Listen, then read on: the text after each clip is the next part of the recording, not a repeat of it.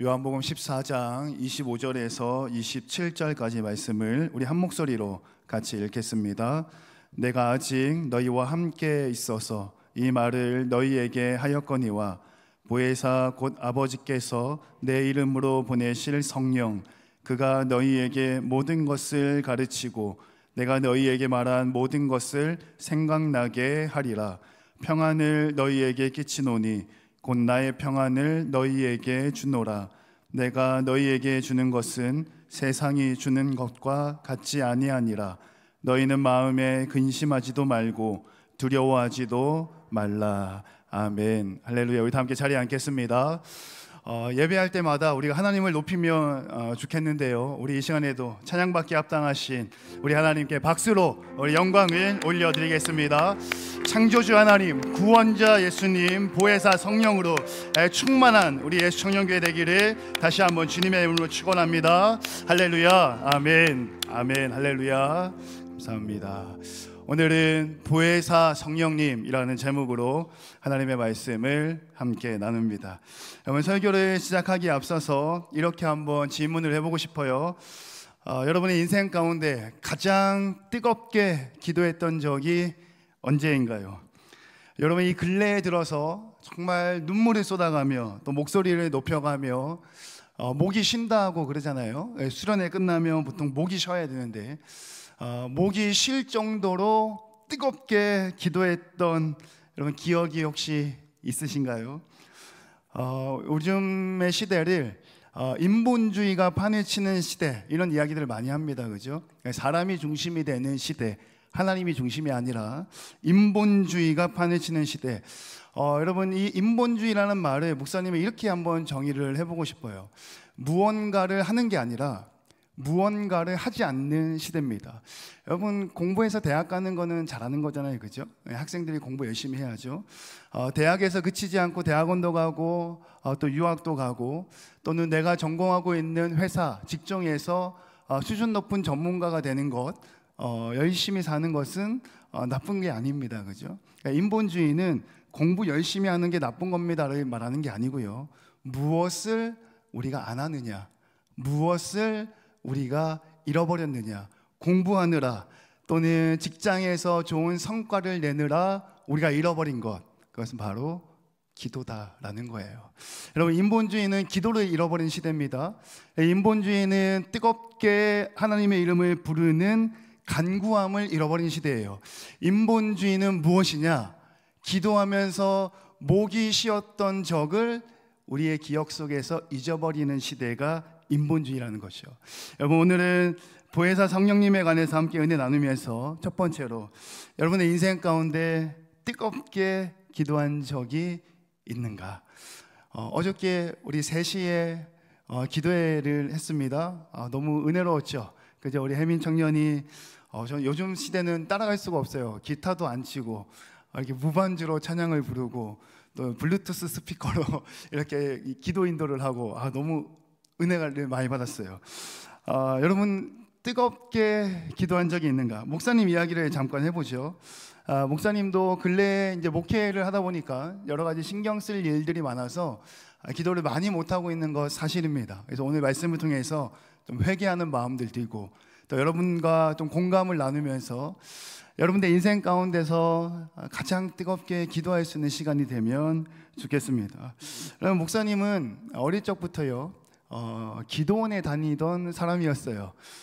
요즘은 좀 생소할 수 있는데요, 강원도 한탄강이라는 곳에 가면 대한수도원이라는 기도원이 있어요. 목사님은 여름마다 일주일씩 부모님과 또 기도하시는 부모님의 기도의 동역자들이 있습니다. 대구에도 계시고요. 그분들하고 45인승 버스를 빌려서 여름이면 8월 달에 항상 대한수도원에 올라가서 일주일간 기도원 생활하고 기도했던 시절이 있었어요. 그 대한수도원은 좀 유명한 게 있습니다. 안찰이라는 게 유명하고요. 그리고 그 시절에는 의학기술이 많이 발전하지 못한 시대였기 때문에 대한수도원이 무엇으로 유명했냐? 기도하면 암이 낫는다. 실제로 암 낳은 사람들이 굉장히 많아요. 그리고 그것 때문에 올라와서 기도하시는 분 참 많습니다. 목사님 중학교부터 대학에 들어가기 이전까지 매년 여름이면 부모님과 함께 올라가서 뜨겁게 기도했던 기억이 있어요. 신학교 갔을 때 기숙사를 산단 말이에요. 기숙사를 살면 새벽 기도를 필수로 나가야 됩니다. 안 나가면 잘려요. 출석 체크를 하는데, 근데 그 새벽 기도가 너무 은혜로워요. 새벽 예배가 5시가 아니고요, 6시인데요. 찬양팀도 풀로, 이제 찬양팀은 그 새벽에 예배 인도를 하고, 이제 목사님 말씀 전하고 우리 잔잔한 음악이 나오고 기도하실 분들은 기도하시고, 또 일반 바쁜 사람은 또 이제 학업을 준비하기도 하잖아요. 근데 그때 항상 교회음악과 피아노 전공하는 기숙사 사는 그 여학생이 항상 피아노 반주를 라이브로 계속 해줬어요. 그러니까 음악을 틀어놓은 게 아니고 그랜드 피아노가 그 새벽 기도실에 강단 위에 있었는데, 모든 예배가 끝나고 불이 꺼지고 자유롭게 기도할 때 음악이 나오지 않았어요. 우리 기숙사 그 예배당에서는 음악이 나오지 않고 교회음악과에서 피아노 전공하는 친구들이 거기 앉아있는 신학생들 또는 그 새벽 예배에 참석했던 사람들이 모두가 기도가 끝나고 돌아갈 때까지 끝까지 반주를 해줬어요. 뭐 사례를 받고 반주하는 것도 아니었습니다. 자발적으로 기도하고 싶은 마음에 끝까지 이렇게 새벽에 반주를 해줬어요. 신학교 기숙사 살 때 새벽에 반드시 1시간 이상 꼭 의자에서 기도하면 여러분 기도 잘 안 됩니다. 옆에 나와서 무릎 꿇고, 또 옆에 나와서 무릎 꿇는 게 썽에 안 차잖아요, 부산말로. 그러면 여기 올라와서 꽉 차요, 여기가 기숙사생들로. 그리고 피아노 반주하는 그 친구 옆에도 꽉 찹니다. 와서 최소 1시간 이상씩 꼭 기도했어요. 그리고 저녁 되면요, 학업을 마치고 목사님은 늘 얘기했지만 이 공부하고 학교가 끝나면 항상 도서관에 있었어요. 뭐 친구 따라 어디 놀러를 간다거나, 뭐 어디 부천에 놀러 간다거나, 인천에 어디 간다거나, 서울에 간다거나 별로 한 기억이 없습니다. 근데 도서관이 문을 9시에 닫아요. 굉장히 일찍 닫죠. 신학생들 공부 참 안 합니다.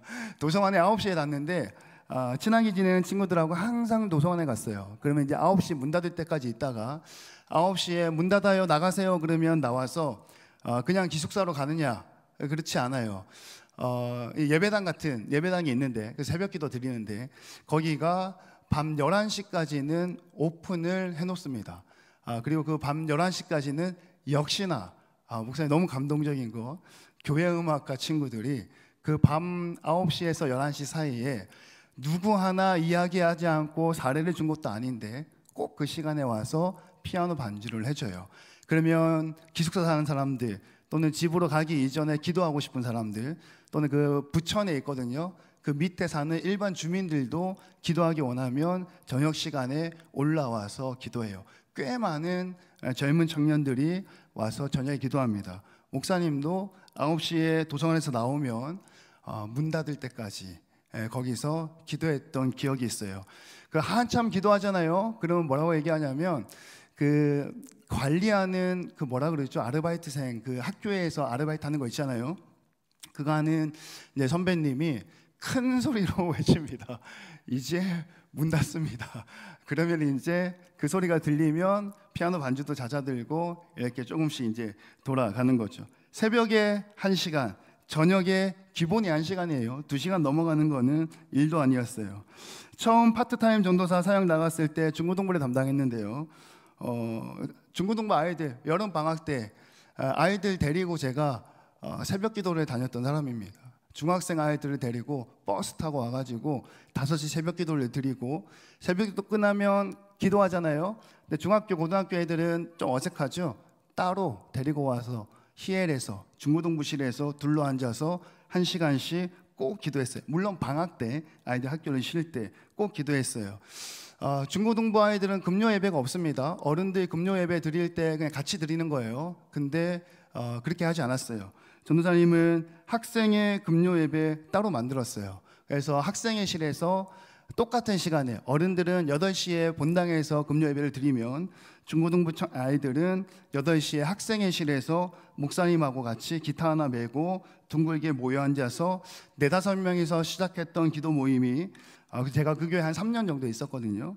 25명이 넘어가니까 혼자 목사님 감당이 안 되더라고요. 교사 선생님들이 옆에 좀 있어야겠더라고요. 25명씩 모여가지고 기타 치고 찬양하고 1시간씩, 그걸 끝나면 순대 떡볶이 먹고 헤어지는, 여러분들 뭐 이상하게 들릴 수도 있는데요, 그때 같이 모여서 기도했던 친구들, 기도 중에 방언이 터지고 몸이 떨리고 의자에 앉아서 기도했는데 쓰러지고 바닥에서 뒹굴고, 그리고 이제 그만하자, 집에 가야 된다 해서 애를 집에 보냈더니 새벽에 엄마한테 전화가 왔죠. 전사님, 우리 애가 이상해요. 집에서 자꾸만 방언으로 기도해요. 기도하지 말라고 어깨를 잡았더니 더 몸을 떨고 더 크게 기도해요. 권사님 괜찮아요. 그냥 기도하기 내비두세요. 다음날 토요일날 찬양팀 연습 왔길래 내가 불러다가, 야, 그렇게 하면 안 돼. 집에 가면 그냥 자. 기도는 교회에서만 해. 여러분 걱정하지 마세요. 그 친구 이화여대 갔습니다. 공부도 아주 잘해요. 옛날이요. 뜨겁게 기도했던 시간들, 성령 충만했던 시간들, 기도하고 부르짖으면 혀가 꼬이고 방언이 터지고 쓰러지고 환상 보고 엄마가 걱정해서 전화했던 시절들. 여러분의 인생 가운데 가장 뜨겁게 기도했던 적이 언제신가요? 바라고 원하기는 오늘이, 그리고 이번 겨울 수련회가 그러한 시간 되기를 주님의 이름으로 축원합니다. 여러분, 오늘은 성령님에 관해서 말씀 나누는데요, 오늘 성경 말씀은 성령님을 소개할 때에 보혜사 성령 이렇게 소개합니다. 이 한자어인데요, 보호할 때 보자, 은혜롭다 할 때 해자, 스승 지도자 할 때 사자를 씁니다. 한자로 써서 보혜사라 그러니까 좀 어렵게 들릴 수도 있는데요, 성령님은 누구시냐? 우리 곁에서 도움을 주시는 분, 우리를 도와주시는 분, 돕는 자라고 이해를 하시면 될 것 같아요. 예수님께서는 육신으로 지금 이 땅 가운데 우리와 함께 있지 않잖아요, 그죠? 예수님 우리가 눈으로 볼 수 없고 만질 수 없지만, 오늘 본문 말씀에 하나님께서 예수님의 이름으로 보내주시겠다 약속하신 분이 성령 하나님이시고, 우리가 마음을 열고 그 성령님을 초청하게 되면 그분이 우리의 마음 가운데 임할 때에 보혜사, 돕는 자로 여러분들의 인생의 조력자가 된다라는 사실을 믿으셨으면 좋겠어요. 여기는 이제 청년부 예배니까 공부하는 친구들 많죠. 공부하는데 보혜사 성령이 도와주신다 그런 거죠. 직장 다니는 청년들 많죠. 아침에 출근해서 직장 상사한테 깨지고 퇴근 못하고 붙잡혀 있던 시간들 있잖아요. 그러한 직장 일 가운데 보혜사 성령께서 도와주신다라는 거죠. 가정에 좀 어려움이 있는 청년들, 또는 개인적인 성향과 성격 때문에 관계를 잘 못 맺는 청년들도 있잖아요. 여러 가지 문제가 있는 그 상황과 여건 가운데 우리가 마음 문을 열고 성령님을 초대하면 그분이 우리의 가운데 좌정하시고 도와주신다라는 거예요. 첫 번째 열쇠가 뭐냐? 우리가 그분을 초청해야 된다라는 거예요. 여러분, 삼국지에 삼고초려라는 말이 있습니다. 유비가 제갈공명을 찾아가서 세 번이나 찾아가죠. 세 번이나 찾아가서 뛰어난 지식으로 우리 군에게 도움을 주십시오. 세 번을 찾아갔다 그래서 삼고초려라 그러죠. 성경 말씀에 맹인 바디메오는요, 예수님이 지나갈 때에 다윗의 자손 예수여 나를 불쌍히 여기소서, 그리고 주변에 있는 사람들이 시끄러워 그만해 아무도 너에게 관심이 없어라고 얘기할 때 더 큰 목소리로 예수님께 도움을 요청하고 초청했다라는 거예요. 여러분, 가장 먼저 우리가 해야 할 일은 뭐냐? 성령님의 보호하심과 지키심과 도움을 받기 위해서는 내 마음속에 그분을 초청해야 된다라는 거예요. 성령 하나님, 내 마음에 오셔서 나를 도와주시옵소서, 보호하시고 지키시고 인도하여 주시옵소서라고 고백하고 초청할 수 있어야 된다는 거죠. 그렇게 우리가 성령 하나님을 고백하고 초청할 때에 각박한 세상 가운데, 여러분 그렇잖아요. 제가 한번 말씀을 드렸지만 임대 아파트에 사는 사람은 존재 자체가 민폐다. 너무 각박하지 않아요, 그죠? 공부를 잘 못하는 청년들은 존재 자체가 민폐인 거예요. 취업을 제대로 못하는 청년들 존재 자체가 민폐인 거예요. 아니, 그런 이야기를 어떻게 TV, 드라마, SNS, 유튜브에서 쉽게 할 수 있는지 도무지 목사님은 이해가 되지가 않아요. 각박한 세상 가운데 성령님의 보호하심과 지키심으로 승리하고 이기는 자 되는 저와 여러분 되시기를 주님의 이름으로 축원합니다. 성령님의 도우심이 있을 때 나타나는 첫 번째 은혜가 있습니다. 그 은혜는 뭐냐면 우리의 마음 가운데, 여러분의 인생 가운데에 평안함을 주신다라는 것이죠. 오늘 본문 말씀 27절에 평안을 너희에게 주노라 라고 이렇게 말씀이 기록되죠. 그리고 이어지는 말씀에는 근심하지 말고 두려워하지 말라 이렇게 말씀이 기록됩니다. 여러분들의 마음, 목사님을 포함해서 우리의 마음을 두렵게 하는 것들이 굉장히 많죠. 성경 말씀이 쓰여지던 이 시대에는요 정말 무서웠어요. 뭐가 무서웠냐면 예수 믿으면 죽는 겁니다. 그냥 죽는 거예요. 여러분 역사 시간을 배워서 알 수도 있겠지만 예수 믿는 것은 당시에 로마 제국 아래에 있을 때에 예수님만이 우리의 주인이십니다라는 고백이잖아요. 예수님이 내 삶 가운데 왕이십니다라는 고백이잖아요. 예수를 믿는다는 것은. 근데 그 고백은 뭐냐? 로마의 국교, 그러니까 황제가 우리의 인생의 주인입니다를 거부하는 거죠. 황제가 우리의 인생의 주인이 아니라 예수님이 내 인생의 주인입니다라는 고백이에요. 그리고 그 고백을 하는 순간 어떤 위협이 따르냐? 목숨의 위협이 따르는 거예요. 그리고 실제로 성경 말씀에 나오는 스데반 집사님 돌에 맞아 순교하셨죠. 성경 말씀에 나오는 야고보 목이 잘려 죽는 참수형, 성경 말씀에 나오는 예수님의 수제자 베드로 어떻게 죽나요? 십자가에 달려 죽을 때 베드로가 그렇게 얘기하죠. 나의 주님께서 십자가에 달려 돌아가셨는데 내가 감히 나의 주님과 똑같이 죽을 수는 없다. 나를 멋진 것 같아요. 청년들 이거 좀 본받아야 돼요. 나를 십자가에 어떻게 하라고요? 거꾸로 매달아 죽여라. 여러분 예수님의 내 삶 가운데 주인이십니다. 예수님만이 왕이십니다. 예수 믿는 거는요 목숨을 잃어버릴 수 있는 위협과 마주하는 거였어요. 오늘 본문 말씀이 쓰여지는 성경 시대에는 그랬다라는 거죠.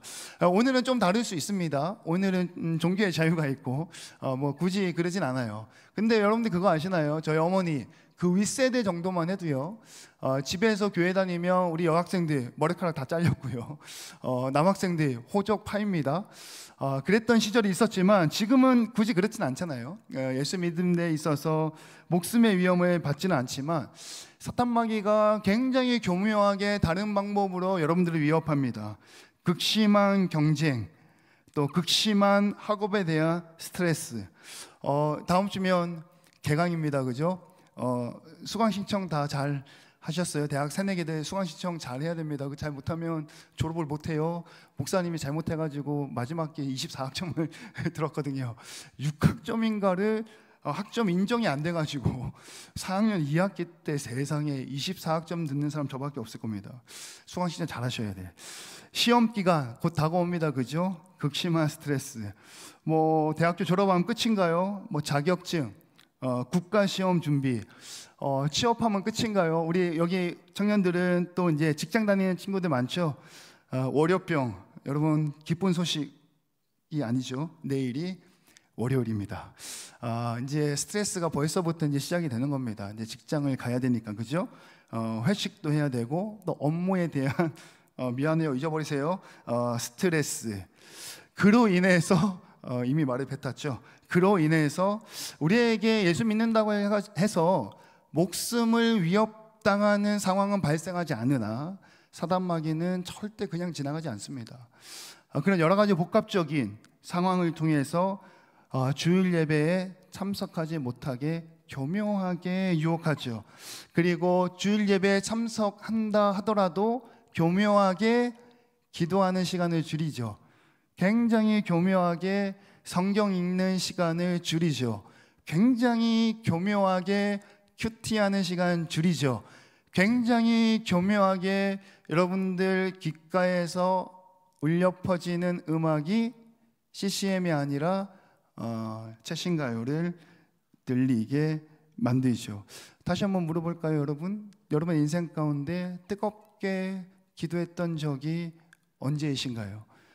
말씀을 읽으면서 그 말씀의 감동, 은혜 때문에 차마 말씀을 읽지 못하고 펑펑 울어봤던 기억이 언제신가요? 남들은 다 가요 부르고 춤추고 목사님 시대는 소녀시대, 담임 목사님 금요일날 말씀하시는데 얼마나 공감이 되던지 소녀시대. 여러분 발음이 잘 안 되는데요.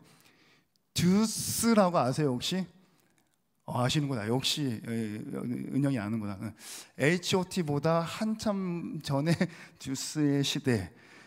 교묘하게 우리 귀에 꽂혀있는 에어팟의 예라모십보다는 일반 가요가 훨씬 더 많이 들리게 만든다라는 거예요. 여러분 언제 뜨겁게 기도해 보셨나요? 언제 말씀 앞에서 꼬꾸라져 보셨나요? 새벽에 출근하기 전에 말씀 앞에 큐티하고 출근했던 적이 여러분 언제신가요? 하루를 마감하고 침대에 누웠을 때에 여러분들 손에 핸드폰이 아니라 성경이 들려있던 시절이 언제신가요?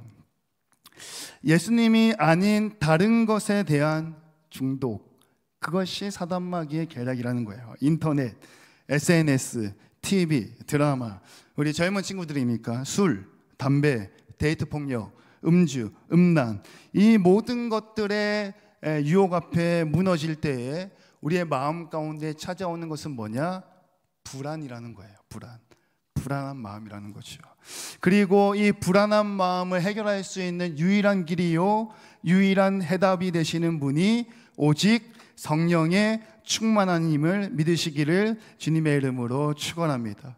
여러분, 우리가 예수님을 초청할 때요, 우리가 성령님을 초청할 때 그 모든 불안과 염려와 근심과 걱정이 변하여 찬송과 평안이 될 줄로 믿으셨으면 좋겠습니다. 여러분, 사람의 힘으로 안 되는 게 있다, 이거를 겸허하게 받아들일 수 있는 용기가 필요합니다. 그 중에 가장 큰 게 무엇이냐면 근심과 두려운 마음은 사람의 힘으로 어찌할 수 없다, 아무리 애쓰고 수고하고 노력해도 감출 수 없다라는 것을 인정하고 받아들일 수 있는 용기가 여러분들에게는 있으신가요? 운동을 통해서 스트레스 날릴 수 있어요. 근데 너무 열심히 하면 오히려 근육통 생깁니다. 그죠? 오히려 몸이 망가져요. 우리 자매들 수다 떨기, 막 만나서 스트레스 쌓이는 거 막 얘기하고, 저 친구 욕도 하고 이 친구 욕도 하고 목사님 욕도 하고 우리 리더 욕도 하고, 그래서 막 쏟아내잖아요. 그리고 집에 와서 잠자리에 딱 누우면 어떡하죠? 공허함을 견디기 어려울 거예요. 속이 뻥 뚫리는 것처럼 느껴지지만 갑작스럽게 찾아오는 공허함을 이겨낼 수 없는 거죠. 그 이외의 다른 방법들, 세상의 방법들, 오늘 본문 말씀에 나오는 세상이 주는 평안함은 영원히 지속될 수 없다라는 거예요. 불안과 근심과 걱정은 우리의 힘으로 해결할 수 없고, 짧은 효과를 볼 수는 있지만 말 그대로 짧은 효과, 그 이후에 찾아오는 공허함의 시간이 훨씬 더 길다는 거예요. 그래서 본문 말씀에 성령님을 초청하여 충만해질 때 누릴 수 있는 첫 번째 은혜가 무엇이냐면 평안을 너희에게 주노라. 세상과 다른 평안을 너희에게 주노라. 이 평안을 소유할 수 있기를 주님의 이름으로 축원합니다. 성령에 충만할 때 누릴 수 있는 은혜가 여러분들 인생 가운데, 가정과 학업과 직장 가운데 충만하기를 간절히 소망합니다. 여러분, 성령님을 보혜사 성령이라고 그랬어요. 우리를 도우시는 분. 성령님을 초청해서 우리 마음 가운데 모시면 그분은 우리의 인생을 도와주십니다. 근데 중요한 게 하나 있어요. 여러분, 공짜는 없다. 여러분, 공짜가 없어요. 그죠? 학교 앞에 전도 가서 사탕 나눠줘도요, 요즘은 잘 안 받아요. 공짜로 주는 거 이상하다는 거지. 세상에 공짜 없어요. 오직 기도만이 살 길이다.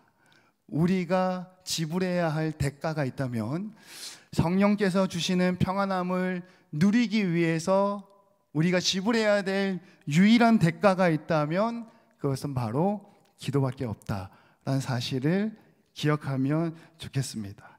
여러분, 창조주 하나님에 대한 지식으로 충만하고 예수님을 믿어서 하나님의 자녀가 되고 하나 되어 뜨겁게 기도하여서 성령 충만할 수 있기를 주님의 이름으로 축원합니다. 여러분, 사도행전 2장 말씀에 보면 많은 사람들이 특별한 날, 특별한 시간에 특별한 장소에 모여서 한 마음으로 뜨겁게 기도할 때 어떤 역사가 일어났죠?